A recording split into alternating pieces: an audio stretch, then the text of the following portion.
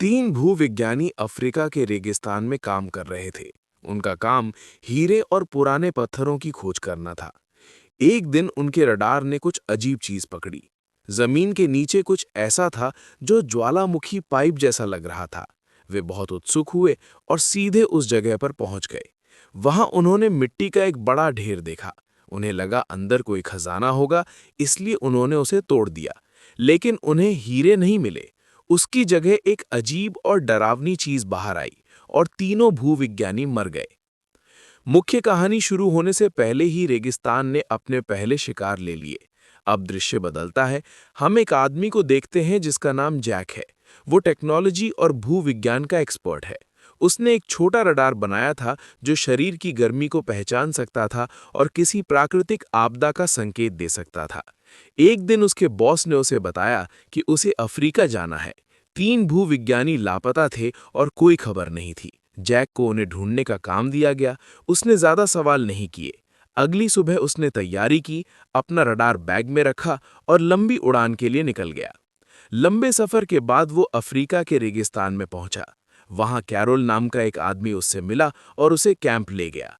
Camp में Jack की मुलाकात सबसे हुई। Carol, Mickey, Kurt, Titus, Magda और उनके लीडर जॉन से। जॉन ने साफ कह दिया कि वो मिशन पर नहीं जाएगा। उसका काम कैंप संभालना है।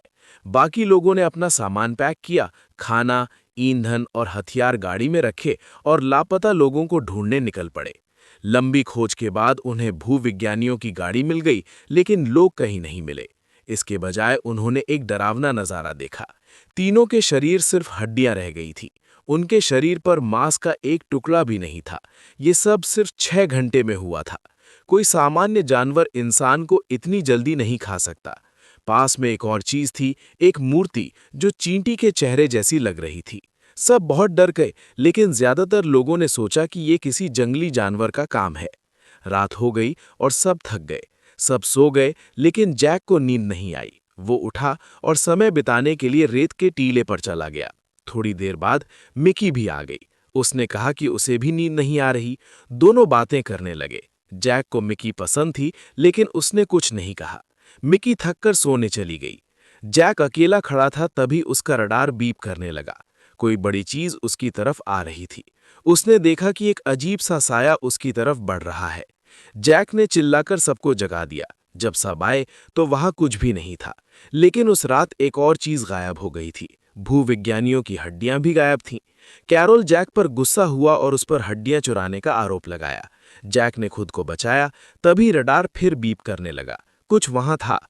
कैरोल ने कहा, गाड़ी में बैठो, उसका पीछा करते हैं। लेकिन मैग्डा ने रोका, अंधेरे में कुछ नहीं मिलेगा, सुबह तक इंतजार करो। सुबह हुई और कोहरा हट गया। एक आकृति दिखाई दी। वो इंसान जैसी थी, लेकिन पूरी काली। कर्ट ने गोली चलाई और वो गायब हो गई। जब वे वहां पहुंचे तो पिछली रात गायब हुई हड्डियां वहीं थीं। सब और ज्यादा उलझन में पड़ गए। क्या हड्डियां खुद चल सकती हैं?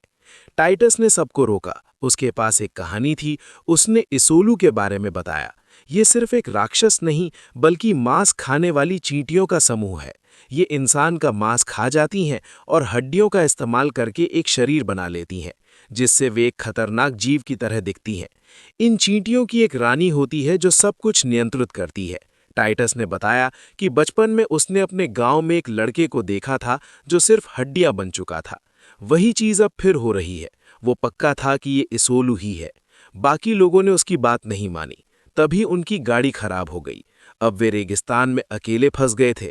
रात में पहरा देते हुए टाइटस ने देखा कि कर्ट के साथ इसोलू हमला कर रहा है।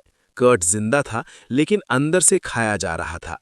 टाइटस चिल्लाया, लेकिन इसोलू ने उसका हाथ कुचल दिया। सब लोग भाग कर आए। जैक ने समझदारी दिखाते हुए पेट्रोल फेंका, जिससे इसोलू कुछ देर के लिए पीछे हट गया। लेकिन वो वापस आ गया। अब सबको यकीन हो गया कि टाइटस सच बोल रहा है। आगे चलते हुए तूफान में उनका रडार टूट गया और पेट्रोल भी खत्म हो गया। रात में इसोलू फिर आया। इस बार उसका चेहरा मैग्डा जैसा था। सब समझ गए कि मैग्डा और टाइटस मारे जा चुके हैं। आखिरकार उन्हें एक पुरानी गाड़ी मिली और रेडियो से मदद मांगी। पास ही एक बड़ा चींटियों का घोंसला था।